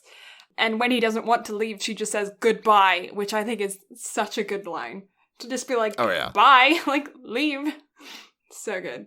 And then their interaction, like how she, like they both admitted they were in the wrong. But they both also told each other at the same time that they're thankful for one another. Or like they're glad, you know, that they've gotten to know one another. And I'm like, oh, it's so sweet. But the film doesn't make it anywhere near as resolved as it should be for what happened. No, I feel like Sakura does a lot of talking in that scene, and Haruki kind of just, like, stays kind of mopey and quiet, which I can understand because he's obviously very emotionally conflicted. Mm-hmm. But, and again, they both obviously feel really bad for what happens. And I feel like that's why Sakura is more apologetic, because she realized what she did. Yeah. And she also realized how bad he felt over the situation, even though he's just like, look, like, you know, go away. Like, I don't want to hurt you. Yeah, I think it was one of those moments for him where he kind of realized his own person, if that makes sense. Like, he was kind of made aware that he exists in that moment and that his actions have consequences. And she, I think, got another dash of reality of being like, people don't react the same way to every situation, and you can't take your own pain out on another person. And especially a person that you care about, you know? Like, if you want to have more interactions with the person, if you want to hang out with them again, don't put them in situations that make them uncomfortable. And so I think it was a realization moment for both of them of being like, our actions have consequences, and they hurt other people. We can hurt other people. And Haruki at this point was ready to just walk away and never talk to her again. And I think, like, I don't think she saw Takahiro or anything that was going on. I think she ran out of her house to find him again because she understood that Haruki would just go back to his life and she would be alone again. They would both be alone again. So I feel like she left without knowing. She left to go find him. Yeah. And like in the light novel, like literally the second that he comes back to and the second that she rounds the corner and sees it, like in his head, he's immediately like reverted back to how he had it in his head of how she saw him. Mm-hmm. Like it was an immediate revert back to it. Mm-hmm. And so he literally had no intentions of like rekindling any of that. But she kind of, again, forced the issue. But again, they both came to the realization that, you know, they both in essence need one another if they both want to grow and move on. Mm-hmm. But also, like, please don't put your friends in toxic situations and don't put yourself in toxic situations. Yeah, like, don't do things like that, especially if you understand, like, how a person is. Like, don't do that. Yeah. Neither one of the situations were okay. No, like, it's not don't good. Don't be either Haruki or Sakura. Like, don't be either of them, okay? No. No. But also, context matters. Yes. And also, I think that this is a good scene to put in a PG-13 film because the characters are 17. I feel like this was done in a way that shows how dangerous and how upsetting a situation like that can be, and also shows how to avoid it and how to resolve it. Mm-hmm. I feel like this is a good scene to have to open discussions for young people and teenagers of showing what's not healthy. And I don't feel like it romanticizes it in any way. No, like, again, you see it and you very quickly realize, like, hey, this is wrong on both ends. Yeah. And so, again, even though it's not resolved in the best way, at least in the film, like, it definitely brings up good talking points of, you know, hey, this is wrong on both accounts, so don't do either of these. Yeah, so if you have, like, teenage kids or siblings or nieces or nephews or friends that are watching this kind of movie, or you are a teenager yourself and you're watching this film, take it from someone who's only a few years older than you, okay? This kind of situation is really not healthy. If you find yourself in this kind of situation, reevaluate, take a step back, maybe take a few days away from that person that you're with, and open the discussion with someone who might have a bit more life experience with you. And if you are the person that has life experience, this is a good film to sit down and watch with someone who you might notice is in unhealthy relationship as a teenager. Watch this with them. Use this as a discussion piece, because I feel like it is a really good talking point to just get those conversations going. Mm-hmm. And it's anime. Who doesn't want to talk about shit with anime? Exactly. Like, you know, perfect, you know, watch and discuss type scenario. Yeah, it's a good door-opening conversation scene, because it's not healthy, but it's also not graphic or terribly scary or whatever. It's just kind of, unfortunately, realistic. Mm-hmm. And then Sakura gets hospitalized immediately thereafter. She doesn't come back to school because she plays it off as some tests came back poorly. Yeah, she says that some tests came back poorly, and she tells her friends that she has appendicitis, which I've never had. Have you had appendicitis? I've not, but I have people around me that have had it, and you don't get hospitalized for nearly as long, but you still get hospitalized, and she definitely played it off with the IV and everything that she could have had it. So she played it off relatively well. Yeah, I feel like the only way you could get hospitalized for that long if you had it is if your appendix actually burst and you got an infection. Yeah, or you had complications at some point or another and something got fucked up somewhere along the way. Yeah, so I feel like it's possible to play it off. But yeah, that's what she tells all her friends. So then Haruki goes to the hospital to go visit her, because he gets a text being like, I'm staying, you know, I get hospitalized and I'm staying for 2 weeks. And he's like, fuck, this is it. Runs to the hospital and catches her dancing, which is adorable. And then he ends up they play a game of Truth or Dare again, but just like one round this time. And he wins. And so he asks her what her meaning of life is, what life means to her, what living means. And they have a really tender moment of her explaining that life to her means your relationships with other people, how you interact with them, and you know, how you grow because of the people around you. And while they're having this like touching, meaningful conversation where they animated the light through the window really beautifully, Kyoko is standing outside the door, listening, being a creep.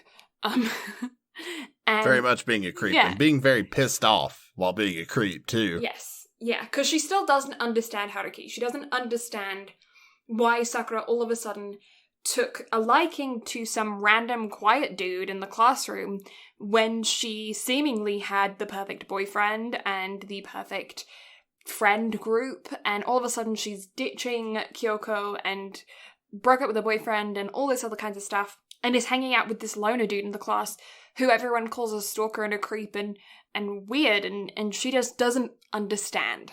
Mm-hmm. And she's protective. Oh yeah. And so then, like, Sakura extends out her arms and she's like, this isn't like last time. She's like, I literally have just grown fond of feeling warmth. And so they hug, and it's sweet because, again, you see Haruki starting to crack just a little bit more.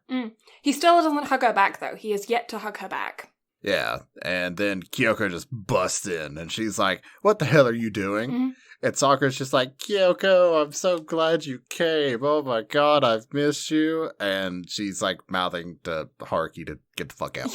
Yeah, I got you, leave. She's like, she's gonna kill you. While the whole time, Kyoko doesn't even give a shit about Sakura. She's like, let me talk to him. I gotta talk to him. Let me get him. Yeah, so then, and Sakura also mentions during this time that she's sad because she won't get to go to the summer festival because she's gonna be stuck in the hospital. Until, Haruki gets a text message to be like, hey. Oh, wait, no. Sakura has an interaction with her mom first, doesn't she? where she... her mom comes to visit her, and she's like, hey, so listen, I have a request for when I die. And Sakura's mom's just like, now's not the time to joke about dying. She's like, no. She's like, I actually legitimately have a quest. Yeah. And then, boom, a few days later, Haruki gets a text message, hey, I'm going to have to stay in the hospital 2 more weeks. You should come visit tonight. And he comes and visits, and she's all dressed like she's ready to leave. And she's like, all right, let's go. We're going to go see some fireworks. But she didn't say that, does she? She just says we're going somewhere. And then, and then And they're going to see fireworks. Yeah, and then they run to a secret spot, and then there's fireworks, and it's beautiful, and then she hugs him, and this time is the first time throughout the whole movie, and we're like 2 hours in at this point, where he hugs her back. Mm-hmm. And he just openly admits to her, he's like, I need you. Mm-hmm. And it's like, just this, again, I cried again at this point, because I'm like, character development at its finest. Yeah, I am yet to cry. I am just... it's just warm fuzzies at this point. It's cute. Mm-hmm. It is sad. It's bittersweet. The whole film is bittersweet. Mm-hmm. Like, every time you see something that's happy, it's tainted. Because, again, the film opens with the fact that she dies. Like, know right off the rip that she dies during this film. There's no ifs, ands, or buts around it. Nothing. Yeah. So you're just kind of waiting. So, again, everything just feels kind of bittersweet. Mm-hmm. And then it cuts to him on his day off getting a text message from Sakura saying, hey, I'm leaving the hospital. We should go hang out. And so they go to the cafe that they've gone to. We haven't actually mentioned this, but they go to this cafe several times throughout the film. That is, I think it's just Spring Cafe or Cafe Spring. Cafe Spring, yeah. And so they've gone to it several times, and it's a very quaint, cute little cafe. And so he goes to wait for her, and they're supposed to meet at like noon. Mm-hmm. And she ends up leaving a little bit late, so she texts him. She's like, I'm just leaving my house now. And then they're having a quick text conversation, and he insults her, and then she says, that's not very nice, now you have to compliment me to make it up to me. He then has this like internal monologue of like all of the wonderful things that she's done for him, and he wants to like become more like her. He says that he wants to take a leaf out of her book, but he doesn't feel like that explains his emotions well enough. So he texts her back saying, I want to eat your pancreas. And then he sits there and he waits, and he waits, and he waits, and then the cafe closes at 6, and he hasn't heard from her, and he's obviously feeling very down. He's just been stood up, so he's like not feeling great. So he goes home, and as he walks through the door, his parents have the news on in the background, and he's like eating food and chilling and stuff. And then the news broadcast says that the serial killer or serial attacker that has been on the streets has claimed another victim and has been arrested. And his victim was 17-year-old Sakura Yamauchi, and she was dead on arrival, dead on the scene. So he then appropriately loses his shit, because she also just promised him, like, during the fireworks as well, because she scared him with the 2-week stay thing, that she just promised him that she will let him know before she's gonna die. And obviously she didn't die the way that they thought she was going to. So, sad. Sorry, I'm okay. I'm not tearing up. Everything is fine. Yeah, so... I'm okay. So at this point, I feel like this is when the tears are supposed to start, but I was just sitting there like, blink, blink, I'm shocked. So I didn't cry. And I mean, again, like, I cried a little bit whenever I read the light novel. At this point, like, I think I got teary-eyed watching it through this time, but I didn't cry just yet, because I know what's coming. And what's coming is what absolutely fucked my world to shreds. I think I'm gonna sneeze. No, I'm not gonna sneeze. Oh, fuck, I hate when they do that. Don't you just love having your sneezes cock-blocked? Yeah, I feel like I got blue-ballsed. Yeah, like, it's the worst feeling ever. Like, just let me sneeze. Yeah. Sneezing is, like, such a relief. Like, don't fuck with me that way. Oh, my God. Now my eyes are all teary, and I didn't even get the satisfaction of sneezing. Rude. Rude!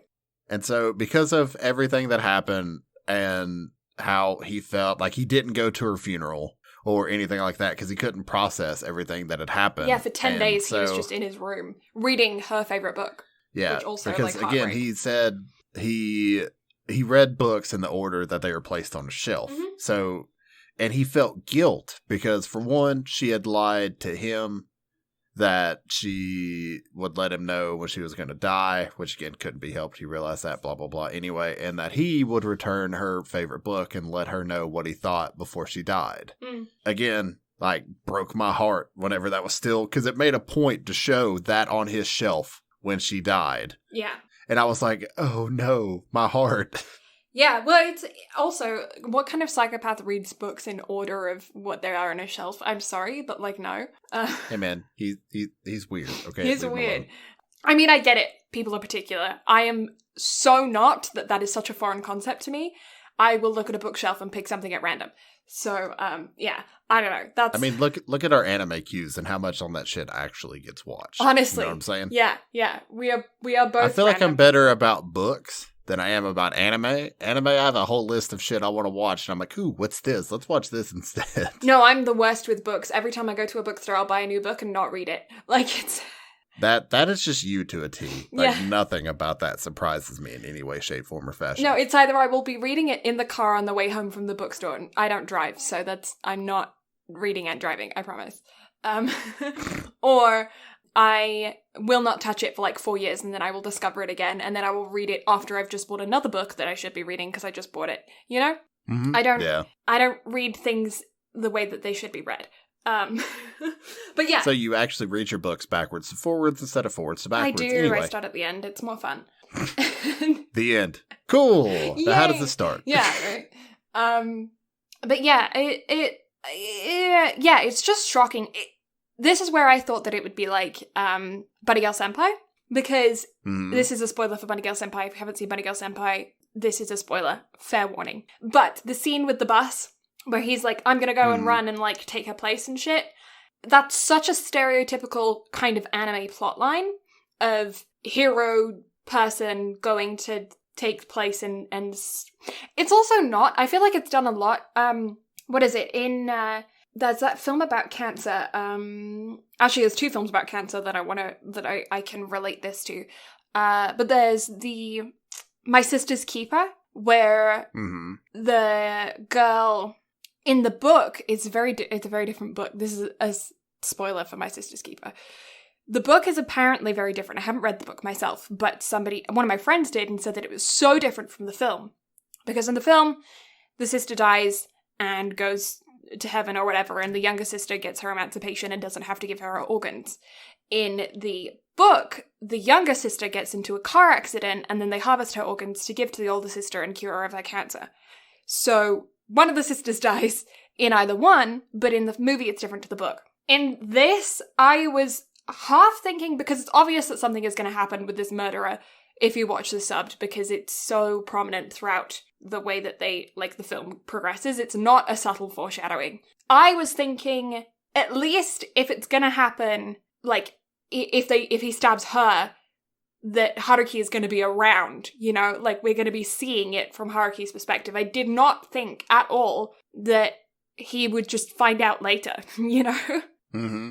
But, like, that makes so much more sense. Like, that is more, I mean, obviously, what's the chances of you getting stabbed in the street anyway? But, like, also, you wouldn't be next to her, chances are. Right. But, I mean, hey, at least on the bright side, we know that Sakura got isekai'd and turned into a slime in some future anime. Yeah. But also, poor Haruki, for, like, because, like, how much guilt would he be feeling about the fact that he told her where they were going to hang out? Like, he was the one who requested the place.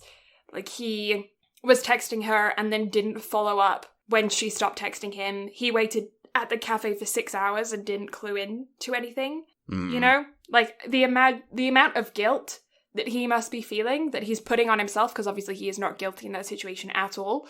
But, like, I understand how people who go through traumatic things think. Mm-hmm. My God, he must be blaming himself in so many different ways, which also, like, so sad. Yeah. So sad. So then he finally gets the courage after 10 days to go and say goodbye to her. And he, goes to her house, to the shrine that they set up for her. And he says his goodbyes, and then he starts talking to her, to Sakura's mom, and talking about her and the things that she's done. And he asks if he can read her diary, her living with dying diary. And then Sakura's mom breaks down and says, "You came, I'm so glad that I held out." And then we learn of what Sakura said in the hospital to her mom, of saying, "Hey, somebody is going to come. He is not probably going to come to the funeral, but he will come afterwards. I want you to give him this book. He's going to know the name of it. I want you to give him this book. He is the only person that knows about my illness."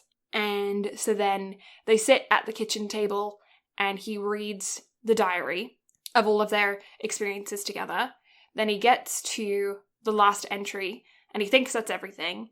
But then Sakura's mom says she actually wrote you a letter as well in there. And so then he skips to the letter and he reads that.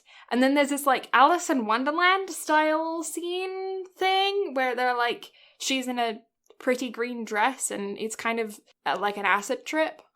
It's like they changed the animation style to like a crayon style shading animation. Mm-hmm. And don't get me wrong, it's really pretty for what it is. Like, I love what they did, but it was definitely different from anything else in the film. Yeah. But also, I think it's like a good like showing of like what's in her head, like her imagination running wild with it. Mm-hmm.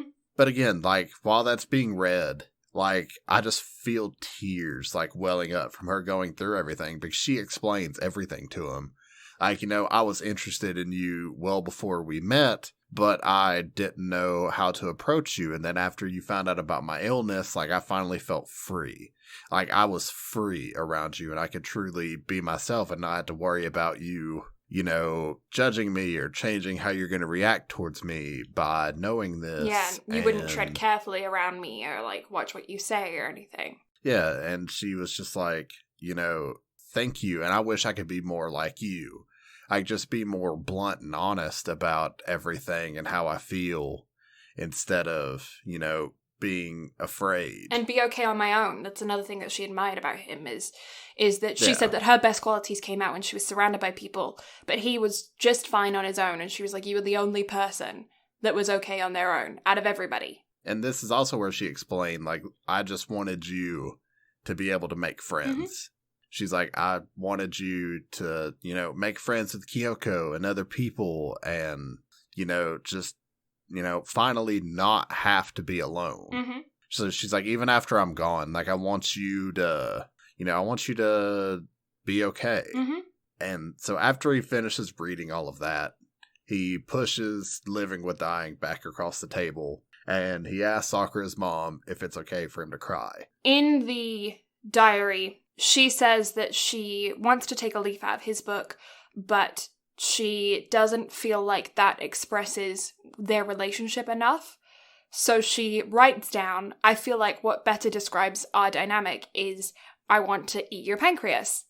And so then he asks to see her cell phone, and he scrolls through all of her messages to find the last message that he sent her, and it's on read. So she did actually see his last message to her, I want to eat your pancreas. So that's like a moment of them being on the same page and understanding each other completely for the first time. Mm. And then he asks her mom if it's okay, if he can cry. Sadness!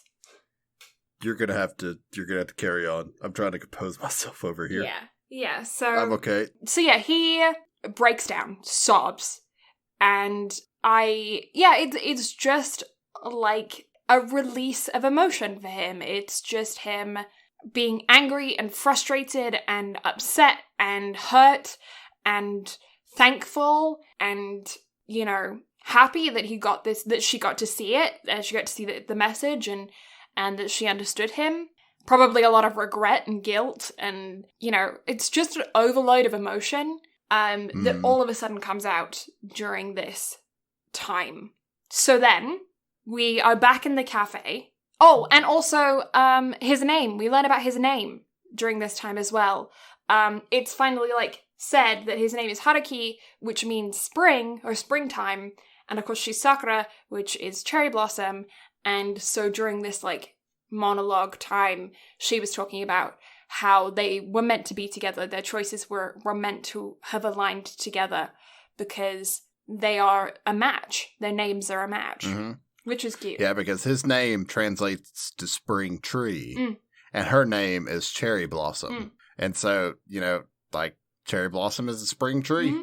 So then we're in the Spring Cafe, and Haruki has asked Kyoko to come to the cafe because Sakura gave him the option to choose whether or not he wanted to show the diary to anybody, and he decides that he wants to show Kyoko the diary. So he invites her over, and she is volatile, angry, not happy. And then he shows her the diary, and she slaps him, and she's really mean. And then she just breaks down, and she's like, why didn't she tell me? And she gives him the diary, and she reads that obviously she didn't want their relationship to change, she just wanted them to be friends. And she understands that, and then she gets really angry at him because he didn't tell her. And she's like, why did you not tell me? I understand why she didn't, but why did you not? And which obviously the answer is simple, because he gave Sakura his word that he wouldn't, and like that's betrayal. But like, I understand why she's angry as well. She just lost her best friend. And she leaves and storms off. And then he chases after her and he says, I want you to forgive me. I want to be friends. And then I can't remember what happens. So that is The end? He's like, look, I want us to be friends. And if it's okay, one day we should go have dinner with Sakura's parents, because that's what Sakura's mom wanted. Mm-hmm. And then credits. Yes. And so at that point, you're just left with just like, no, give me more. Yeah. And then if you sit through the credits, there is a post-credit scene. Yeah. And it's Haruki and Kyoko going to Sakura's grave For their to pay their respects. Yeah, it's like for the first death anniversary. Mm-hmm. And it comes to find out that they are actually going to Sakura's parents to have dinner. Mm-hmm. And but Kyoko also hints that, she's kind of taken a liking to gum all of a sudden. Yeah, which is... And so... Miyata is best boy of the film. Like, he is so cute. Oh, 100% best boy. And I ship them because he is so chill and, like, free, and, like, he's, like, totally one of those dudes, where he just goes with the flow. And I feel like he would be a really complimentary person to someone who is kind of as controlling as Kyoko. I feel like they would be a good fit. Yeah. And Haruki, his hair is shorter, which I feel like just... I don't know, for me it kind of personally symbolizes his interaction with people. His hair isn't in his eyes as much, it's not over his ears as much, he's clearly seeing and listening more. That's kind of how I interpreted the haircut, was like him being more visible to the world, and he's kind of taken away a physical shield to his protective face, Yeah, and again, it just shows growth. Yeah. And then that's the actual credits. Mm-hmm. Yeah, well, then there's no more credits, it ends. You get my point. Yeah, that's the end. I cried. When did I cry? I cried, I think it was during the cafe scene, just when he was sitting there by himself, just waiting before Kyoko came. I think that's when I shed a couple tears. So it's like after the release of Big Emotions, it was like, okay, now he's just sad and alone again. And I was like, tear. Yeah, I don't know. 8.5. Yeah. 8.5. I was going to say, I kind of figured that's what you're going to go for. Mm-hmm. I think the Alice in Wonderland dream sequence style reflection of her letter, I understood. I definitely got the symbolism of it being like a storybook, like he always reads, and him interpreting that for her words and going to his imagination and her childlike expression and innocence and the whole, like, I understood where they were going with it. I did find that because of it, though, I was more conscious of the animation that I think I should have been during a moment that was supposed to be as emotional as that, because of the animation change, if that makes sense. Like, it kind of took me out of the story a little bit, because I was like, oh, the animation's changed, See, for me, I just found, like, the animation change kind of captivating. Yeah. Because it was so different. So I was like, oh, so this is what it was like in her head, in a sense. Yeah. I found that it took me out of the story a little bit. I don't think that it was necessarily a bad thing, because it's beautifully done, but I did find that it did make me more conscious of the production as opposed to the story, which I personally am not a fan of when something is supposed to be as emotional as this. I found like if it wasn't necessarily... I feel like there could have been... If it had been threaded through more, like if whenever he was reading something, the animation style changed to that style, or if she ever did something that was like especially playful or cute or something, or a reflection, if it had been threaded through the beginning a little bit more, I don't feel like I would have found it as jarring. Not that I found it jarring, I just found it like I just was conscious of it, you know? So, on the topic of growth, look at you actually finding issue with animation for once. I know, right? Yeah, I know. I really like the character design. I kind of like that they're both pretty simple. Like, all of the characters' physicalities are pretty simple, and they spent more time with, like, outfits and clothing and background and stuff. I don't know. I kind of liked that. They all looked very sweet. I thought the voice acting was great throughout it. I never, like, was brought out of it because of a weird voice. Yeah, I don't know. I didn't feel like, when it was dark, I didn't feel like it was ever too dark to where you ended up with, like, reflection issues on the screen. Because I did watch it on my laptop in a sunny room, and I still found that I was able to see everything well, which I appreciate, but I still found that it was, like, dark and gloomy in atmosphere. Even if the screen wasn't actually dark and gloomy, it was still, like, grey and rainy, and which I appreciate. I watch things in bright rooms all the time. We have a lot of windows. So when it's snowy outside, everything is bright white. Sometimes I find it hard to watch dark things. I'm trying to think. What else? I don't know. What about you? Guess my rating. 10? No. 9.5. No. 9. No. 8.5. Bingo. You with me with the 8.5? So I'm right there with you. And the reason being, the light novel I give a 10. Hands down. Because I love everything they did with it. Mm-hmm. For an adaptation, because of that one scene alone, I take most of my issues. To where I can't even give it a 9 because of that scene. I feel like everything else they executed beautifully. The story they told was phenomenal. They stayed true to the light novel to the very end. I have another thing that I took issue with that brought me out of the story. Sorry, I interrupted you. So what were you going with? Oh, yeah. You know when Haruki gets punched by Takahiro? Uh-huh. She pulls the handkerchief away and it has, like, red blood on it. First of all, that red blood is not blood-coloured. But second of all, he had no injury. Well, his face was, or his, like, hair was actually covering his face, too. Yeah. But, like, could you have not... It was also raining. Could you not have just, like, given him a little smudge? Something, please? I mean, it hit his face. So I can't take issue with that. He was like purposefully hiding his face because he didn't even want to remotely look at her whenever all that was happening. I take issue with it. And she did wipe the blood away because it did show the blood running down his face, and then she wiped it away. So you know, still, yeah. With one swipe of a dry handkerchief. About animation. With one swipe of a dry handkerchief or a damp from raindrops handkerchief, it wouldn't have gotten that all off in one go. Blood smudges, gets everywhere. Look who's taking issue with animation. I am. That bugged me. Yeah. Again, it's another one of those things that made me conscious of production. I don't ever want to be conscious of production when put into an emotional story. All right, cynical podcast brain. Let's tone it down a little bit. Okay, fine.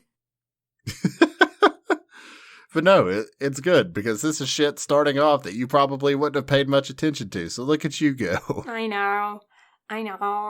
And I'm just going to find something to give you shit about one way or another. Yeah. I already have one brother. I don't need another one. Ouch.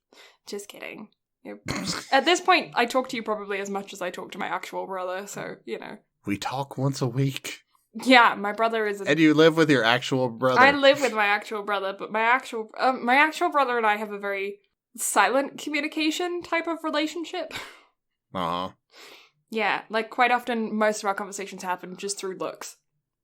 I mean, I was going to say, because most of the time, like, our relationship is me just pestering the shit out of you with stupid shit and TikToks to get absolutely no response until it's the day of recording. Then it's like, oh, hey, let's catch up on everything. Yeah, because I don't know how to interact with people like a normal human being. Neither do I.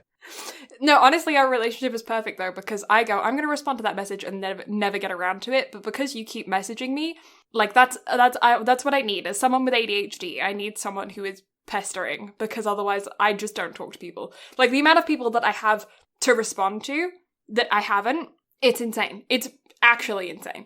Because I go, I'm going to get around to that, and then I don't. I try. Again, I'm just giving you shit just because it's hilarious. I know. The wheels on the bus go round and round. I think that's another one of those songs that's different in the US than it is in the UK. Oh? What are the lyrics to your version? The wheels on the bus go round and round? No, but like the next bit. Round and round. no, after you do that bit, you're a butt. Sorry. Round and round. Screw you. I'm trying to think of what it is in the UK. Yeah, it's different. You say all through the town, and I say all day long. But that just breaks the cadence. I don't know why. That's just what I learned. Again, I'm not, I don't know. That just breaks the cadence. Yeah, It just doesn't sound right in my head. All through the town and all day long. I'm fairly certain. All day long. Yeah. Hard no. I'm done. Oh. 8.5 for both of us. Yeah, 8.5. Because I don't like the film adaptation because of its perspective. That's it. Otherwise, really good film. I can highly recommend it to, show to people, especially as an introduction to anime, because it's really good. Mm-hmm. And it touches on a lot of subjects that I feel like are important for, teenagers in their, emotional puberty state to, actually have to sit down and work out. Yes. Yeah, best thing to do in situation, well, not necessarily best thing to do because each situation is different, but try and just walk away. Yeah, separate yourself from the situation entirely. Yeah. But other than that, solid film. Really liked it. It's time to go into those plugs. Yeah, Blue, that voice that you hear with me, the lovely one, not the shitty one that you're hearing now. Aw. She is on Twitch at twitch.tv/Blue Lavender. She does not stream now. She may get back to it eventually. She may not. Who the fuck knows? I don't know. Anyway, she also has an Instagram and Twitter at Blue Lavender STM, where she posts life updates, art updates, all that other fun stuff, along with an Instagram for her dog Tilly at the best Tilly Bean, to where if you like doggo photos, that's the best place to go because Bean is absolutely adorable. Yeah, and if you like Brad, who is the wonderful voice that is joining you today, no matter what he says, you can find him kind of all over the place right now, but he is spending a good amount of time on Twitch at BradCarterGaming, where you can hear all of his fun different accents, and the GTA server roleplay shit that we were talking about earlier is all on there as well, which is fun. And you can also find him on Instagram at BradCarterGaming as well, under the same handle, where he posts, shit sometimes. And he also runs our Instagram and Twitter for the podcast at BnB Anime. We are BnB Anime on all of our socials across the board, so if you're interested in trying to find us, just search that in and we'll pop up. We also have a YouTube channel where we post all of our previously archived episodes with fancy thumbnails. Shit goes up on there. I don't know, there's a comment section. You can talk about stuff. I feel like I'm being extra sweary today. It's a fun time. And then we have a website, which is www.bnbanime.com, where we have, again, all of our previously archived episodes with buttons to clicky to your favorite listening platforms for your easy download, or you can download them straight off of the website. We also have behind-the-scenes stuff, links to our IMDb pages, because both Brad and I are voice actors. We have friends of the podcast. We have art stuff on the website. There's a bunch of different stuff on there, and there is also, again, a comment section on there where you can answer our questions, give your opinions, let us know what you think of the show, if you have any recommendations of what we should cover in the future, whether or not you agree with us, because like I've said before, and I'll say it again, we are just two idiots that like anime. We have no qualifications, so if you disagree with something that we have said, let us know. We love that healthy conversation and communication with you guys about your opinions on these shows and what you thought of them as well, what you rate them. Yeah, so drop us things in those comment sections, those DMs. No matter where you are on whatever listening platform, we will find them, we will read them, we love to see them, and yeah. So, thank you all so much for listening. Blue and I greatly appreciate it. Next week is the absolutely fabled episode 69. So, next week is going to be about a show that has the most plot out of anything that we have covered at this point. Yeah. It is entirely plot-driven, 100%. Yeah. It is a sports anime of sort, from what I recall from screenshots. It deals very heavily in hand-to-hand combat and martial arts. Yeah. Are we going to leave it at that? Is that where we're going to leave it? Yeah, because I don't.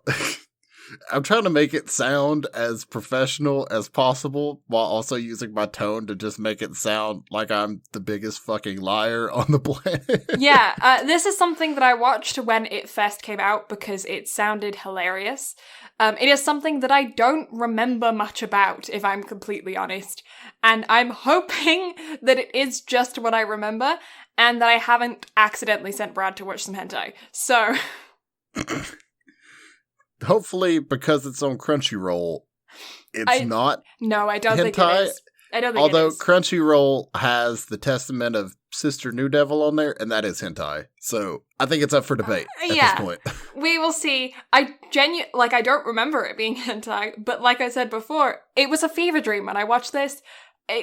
My brother sent it to me as a joke because he loves the fact that I am bisexual, and so he sends me female anime characters in skimpy outfits for jokes. This was one that he sent me when he first saw the trailer. I watched it. I don't remember much about it. We will see. So I will have a report next week on whether we are actually covering hentai or not. So topic of next week's anime is still up for debate. However, we're going to be watching Keijo with a metric fuck ton of exclamation marks. Yes. We may or may not have an episode next week. If we don't, you know what happened. Yeah, episode 69 is just going to go up as just a technical difficulties screen with like a long beep, and that's it, because otherwise TOS is going to take us the fuck down depending on what we're watching. Yes, yeah. So we will see. Wish us luck. We're going to need it. Yeah, 100%. But until then, we'll catch y'all next time. Bye-bye. Bye.